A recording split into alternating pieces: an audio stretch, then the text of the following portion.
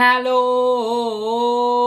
High everyone, welcome back to my channel. আশা করছি সবাই ভালো আছেন। সবাইকে স্বাগত জানিয়ে শুরু করছি আজকের আরেকটা অনুষ্ঠান। সো আজকে আমি আপনাদেরকে দেখাবো এই শীতকালের একটি মজার জিনিস। সেটা হচ্ছে খুব সহজে আপনি বাসায় বসে কিভাবে সরিষার তেল দিয়ে হাঁস ভুনা করতে পারবেন।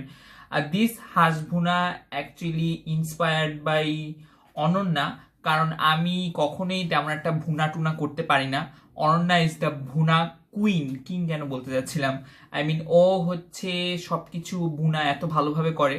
সো ও কেন জানি না ওর চ্যানেলে এরকম ভুনা টাইপের কোনো রেসিপি দিইনি, আই ডোন্ট নো ওয়াই। যাই হোক, সো আজকে আমি আপনাদেরকে দেখাবো কিভাবে আপনি সরিষার তেলে হাঁস ভুনা করতে পারবেন খুবই সহজে, বিগিনার স্টাইলে। ডেফিনেটলি আমি হাঁস ভুনা, আই মিন যে কোনো কাইন্ড অফ ভুনার ব্যাপারে আমি একটু বিগিনার, কারণ আমি বেশি ভালো ভুনতে পারি না। সো চলুন শুরু করে দিই আজকের অনুষ্ঠান, আজকের রেসিপি। এবং এই শীতে আপনারা ডেফিনেটলি এই হাঁস ভুনাটা ট্রাই করবেন। আর আমি ইন্ট্রোটা আরেকদিন বানাচ্ছি বলে আমি আগে হাঁস ভুনাটা খাইছি, সেজন্য আপনাদেরকে বলতে চাচ্ছি যে হ্যাঁ, খুবই মজা হয়েছে, মানে অনেকই মজা হয়েছে। So let's get started this video. তো দর্শকবৃন্দ, হাঁস ভুনা করার জন্য আমরা এরকম কড়াই নিয়ে নিয়েছি একটা। এখন আমরা এটার মধ্যে প্রায় হাফ কাপের মতো তেল দিব, বেশি তেল দিব না, যেহেতু মানে হাঁস থেকে অনেক তেল বের হয়। আর আমি এখানে সরিষার তেল ইউজ করছি, সরিষার তেল দিয়ে আমি আজকে ভুনাটা করব।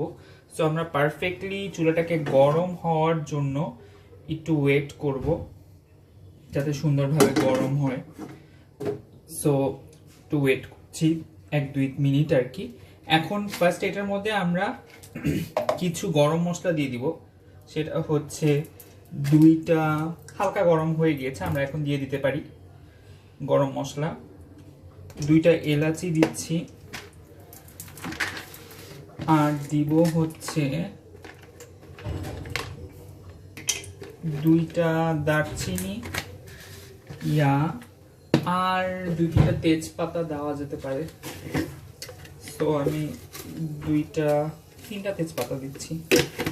দিয়ে আমি কখনো দেশি স্টাইলে হাঁস ভুনা করি নাই, so it's kind of experiment for me. আর আমার খুন্তিটার মধ্যে একটু পানি ছিল, দ্যাটস ওয়াই এরকম ছান করে উঠছে। তো আমরা এখানে প্রায় চুলায় এই জিনিসটা ফোড়ন হয়ে গেলে 1 কাপের মতো পেঁয়াজ দিয়ে দিব।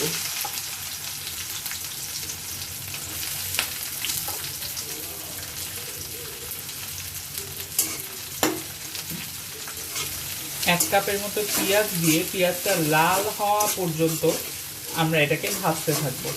তো দর্শক বন্ধু, পেঁয়াজটা যখন হালকা এরকম ব্রাউন হবে, তখন আমরা এটার মধ্যে 2 চামচের মতো আদা রসুন বাটা দিয়ে দিব, মানে 2 চা চামচের মতো। আপনি চাইলে আর একটু বেশি ইউজ করতে পারেন, আমরা চুলাটাকে একটু কমায় দিচ্ছি। এর আগে পেঁয়াজটা লাল হওয়ার জন্য চুলাটাকে আমরা বাড়িয়ে রেখেছিলাম। এখন হচ্ছে এটা দিয়ে আমরা 2 থেকে 3 মিনিট এই আদা রসুন বাটাটা ভাজবো। তো দর্শকবিন্দু, আমরা 2-3 মিনিটের মতো আদা রসুন বাটাটা ভেজে ফেলেছি। এখন আমরা এটাতে আস্তে আস্তে মশলা দেওয়া শুরু করব। সো মশলাটা যখন আপনারা দিবেন, তখন আপনারা চুলাটাকে একটু কমে, মানে ধিমা আঁচে দিয়ে নেবেন। আমরা এখানে 1 চামচের মতো হলুদ দিয়ে দিচ্ছি, দিব হচ্ছে 1 চামচের মতো শুকনা মরিচ। আমরা এখানে কাশ্মীরি মির্চও ইউজ করব ফর কালার, বাট সেটা পরে দিচ্ছি। 2 চামচের মতো আমরা, চা চামচ, সবই চা চামচ মরিচের গুঁড়া দিলাম। 1 চামচ দিব হচ্ছে জিরার গুঁড়া, 1 চামচ দিব হচ্ছে ধনিয়ার গুঁড়া। সবগুলা দিয়ে আমরা এই জিনিসটাকে অল্প একটু পানি দিব এটার মধ্যে, যাতে মশলা কোনোভাবে পুড়ে না যায়।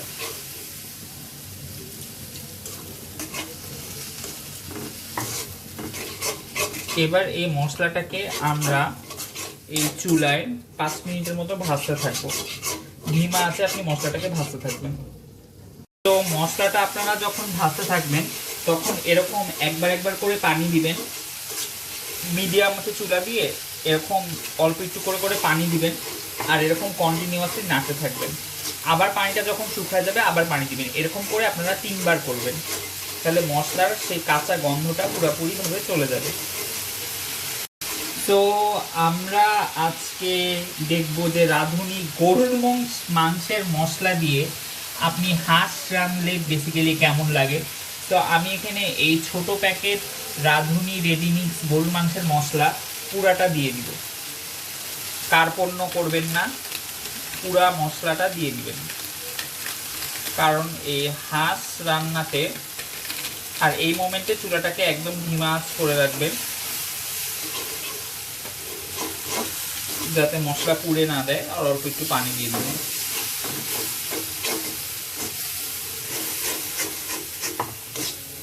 যেটা বলছিলাম, আপনি কার্পণ্য করবেন না, পুরা মশলার প্যাকেট দিয়ে দিবেন। কারণ হাঁসের মাংসে বেশি মশলা লাগে, কম মশলায় হাঁসের মাংস রাঁধলে সেটা বেসিক্যালি মজা লাগে না।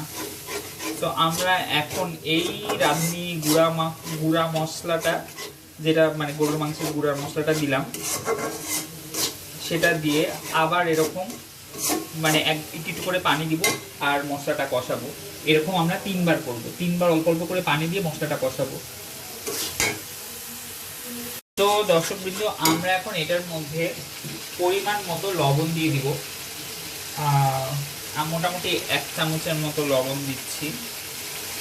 পরে যদি লাগে আমি আবার দিব, কারণ আমি লবণের আন্দাজ বেশি ভালোভাবে বুঝতে পারি না। আর এই কষানোটা আপনাকে, এই মশলা কষানোটা অ্যাটলিস্ট আপনাকে 5 থেকে 7 মিনিটের মতো কষাতে হবে। এখন আমরা যেটা দিব সেটা হচ্ছে প্রায় 1 টিস্পুনের মতো চিনি। 1 টিস্পুনের থেকে একটু বেশি পড়ে গেছে, সমস্যা নেই। তো লবণ চিনি একসাথে মিশায় কিন্তু অনেক সুন্দর একটা ফ্লেভার আসবে। আরেকটা জিনিস আমরা এটাতে দিব, আর দেখতেই পাচ্ছেন মশলাটা আস্তে আস্তে কিন্তু কালো আকার ধারণ করছে, মানে কালো রং ধারণ করছে। তো যতক্ষণ না পর্যন্ত একদম কুচকুচা কালো না হবে ততক্ষণ পর্যন্ত এরকম করে কষাতে থাকবেন। আর এখন আরেকটা জিনিস আমি এটাতে দিব, সেটা হচ্ছে যে 1 টেবিল স্পুনের মতো ভিনেগার। ভিনেগারটা দেওয়ার জন্য, হাঁসটা যেহেতু আমি কষায় কষায় রান্না করব, ভিনেগার দিলে হাঁসটা মানে গলতে হেল্প আউট করবে। তো এটাকে 10 মিনিটসের মতো এরকম কন্টিনিউয়াসলি আমি মশলাটা কষাতে থাকবো। 10 না, 6 to 7 মিনিটস। সো দর্শকবৃন্দ, আমরা এখানে হাঁসটা অ্যাড করে দিয়েছি। হাঁসটা অ্যাড করার পর আমরা এই মশলাটা হাঁসের সাথে দিয়ে প্রায় 10 মিনিটের মতো ধিমা আঁচে আমরা এই হাঁসটাকে ভুনবো। বেশি জোরে আঁচ দেওয়া যাবে না, কারণ বেশি জোরে আঁচ দিলে হয়তো বা মশলাটা পুড়ে যেতে পারে, হাঁসটা পুড়ে যেতে। ধিমা মানে মিডিয়াম টু ধিমা আঁচে দিয়ে আমরা হাঁসটাকে এই মশলার সাথে 10 মিনিটের মতো কষাতে থাকবো। তো একটা জিনিস আমি অ্যাড করতে ভুলে গিয়েছিলাম, সেটা আমি এখন দিয়ে দিব। সেটা হচ্ছে যে কাশ্মীরি রেড চিলি পাউডার। আমি এটা হচ্ছে নিউ মার্কেট থেকে মনে হয় কিনছিলাম।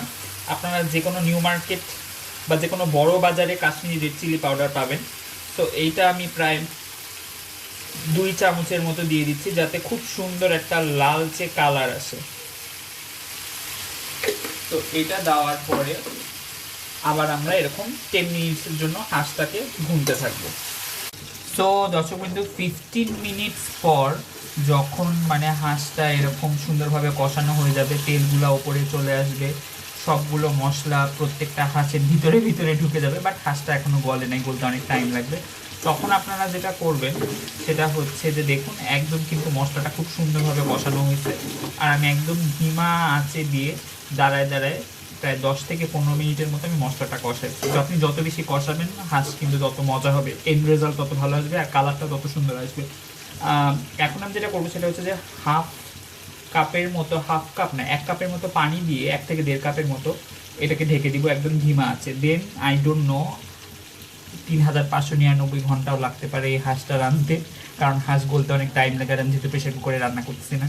তো আমি এখানে প্রায় 1 কাপের মতো পানি দিয়ে দিলাম, দিয়ে এখন হাঁসটাকে আমি ঢেকে দিব একদম ধিমা আঁচ করে।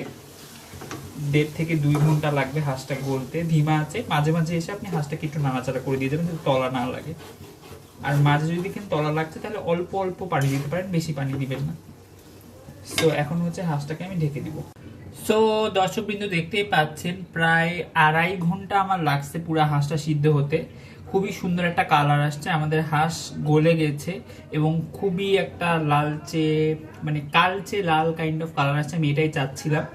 সো এইভাবে হাঁস রাঁধলে আশা করছি আপনাদের সবার অনেক ভালো লাগবে, আর খুবই সুন্দর একটা ফ্লেভার বের হয়েছে। আর আমি একদম ধিমা আছে কিন্তু 2.5 ঘন্টা যাবত হাঁসটা রাঁধছি, প্রায় 15-20 মিনিট পর পর এসে দেখে গেছি যে তলায় লেগে যাচ্ছে কিনা। যদি তলায় লেগে যেয়ে থাকে তাহলে একটু পানি দিয়ে দিচ্ছি, অল্প পানি দিবেন, বেশি পানি দিবেন না, মানে জাস্ট তলাটা একটু যদি লেগেছে তাহলে অল্প একটু পানি দিয়ে আবার নাড়া দিয়ে আবার ঢেকে দিবেন। এভাবেই একদম ধিমা আছে হাঁসটা হলে অনেকই সুন্দরভাবে ভুনা হবে। হাঁসের যে একটা স্মেল আছে সেই স্মেলটা চলে যাবে, যেহেতু আমি একটু সিরকাও ইউজ করেছি এবং হালকা একটু সুইটনেস আসছে। সো টক মিষ্টি ঝাল মিলায় খুবই মজাদার একটা হাঁস রান্না আমাদের হয়ে গেছে। সো দর্শকবৃন্দ, আমাদের হাঁস ভুনা ইজ রেডি। আপনারা দেখতেই পাচ্ছেন খুবই সুন্দর একটা লাইক কালচে লালচে একটা কালার আসছে, মানে মানে রেডটাই একটু ডার্ক হয়ে কালচে কাইন্ড অফ ভাব আসছে। মনে হচ্ছে যে আমি এখানে ডার্ক সয়া সস দিয়েছি, বেসিক্যালি এটা অনেকক্ষণ আমি ভুনছি বলে এরকম সুন্দর একটা কালার আসছে। আর আমি রান্না করতে করতেই খাইছি, অসম্ভব রকমের মজা হয়েছে। ডেফিনেটলি আপনারা এটা ট্রাই করবেন বাসায়। আর খুবই easy kind of recipe, beginner friendly recipe, বেশি ঝুট ঝামেলা বেশি মশলা আমি দেই নাই যে খুবই অন্যরকম মশলা দিয়ে রাঁধতে হবে এমন কিছু না। আর সরিষার তেলের ফ্লেভারটা অনেক সুন্দর একটা কি বলবো ঝাঁজ নিয়ে আসছে এটার মধ্যে। আর আমি যেহেতু একটু হালকা মিষ্টি দিছি, সাথে আবার একটু সিরকাও দিচ্ছি, সো সব কিছু মিলাই খুবই ভালো একটা কম্বিনেশন হয়েছে। ডেফিনেটলি আপনারা বাসায় ট্রাই করবেন। আর চালের আটা রুটি বা নর্মাল রুটি অথবা যে চাপড়ি বলে চালের আটা ডাল দিয়ে বানায়, সেটাও আমি বানাইছি বেসিক্যালি। সো সেইটা দিয়ে খাওয়ার ট্রাই করবেন, অথবা নর্মাল খিচুড়ি দিয়ে খেলেও বা ভাত দিয়ে খেলেও অনেক মজা লাগবে। এই ছিল আজকের ভিডিও। যদি ভিডিওটি ভালো লেগে থাকে লাইক কমেন্ট এন্ড শেয়ার করতে ভুলবেন না, এবং আমার ইনস্টাগ্রাম এবং আমার ফেসবুকে আমাকে ফলো করতে ভুলবেন না। 2 জায়গার নাম হচ্ছে সাগাজা বাই সাজেদ, আমি ডিসক্রিপশন বক্সে সেগুলো লিঙ্ক দিয়ে রাখবো। আর এই হাঁস ভুনাটা ডেফিনেটলি আপনারা বাসায় ট্রাই করবেন, ট্রাই করে আমাকে জানাবেন যে কেমন হয়েছে। আমি জানি অনেক অনেক অনেক ভালো হবে, এবং আমি জানি মানে আমি নিজে বানাইছি তো আমি জানবই। আর আমার নিজের রান্নার কি বলবো এটাকে কি বলে সুনাম আমার নিজে করতে অনেক ভালো লাগে, কারণ আমি ভালো রাঁধতে পারি। Yeah I think so. যাই হোক, সো আশা করছি আপনাদের ভিডিওটা ভালো লেগেছে। আর ভালো লাগলে লাইক কমেন্ট শেয়ার করতে একবার বলে দিচ্ছি, আর বলতে পারবো না। আর সবাই ভালো থাকবেন, সুস্থ থাকবেন, এবং এই শীতকালে আপনারা ডেফিনেটলি বিভিন্ন পিঠা পুলি দিয়ে এই হাঁসটা খেতে পারবেন। বিভিন্ন পিঠা দিয়ে হাঁস খাওয়া যায় না, স্পেসিফিক 2-1টা পিঠা ছাড়া, চালের আটা রুটি চালের আটার পিঠা ছাড়া আর খাওয়া যায় না I think so. So thank you very much. আর ডেফিনেটলি বাসায় রান্না করবেন, রান্না করে আমাকে জানাবেন যে কেমন হয়েছে। আর আমি খুব ইজি ওয়েতে আপনাদেরকে দেখাই দিচ্ছি যে কিভাবে আপনি বাসায় বসে একটু কি বলবো মজাদার হাঁস ভুনা করতে পারেন। একটু না, ভালোই মজাদার। So thank you very much, see you in my next video, by.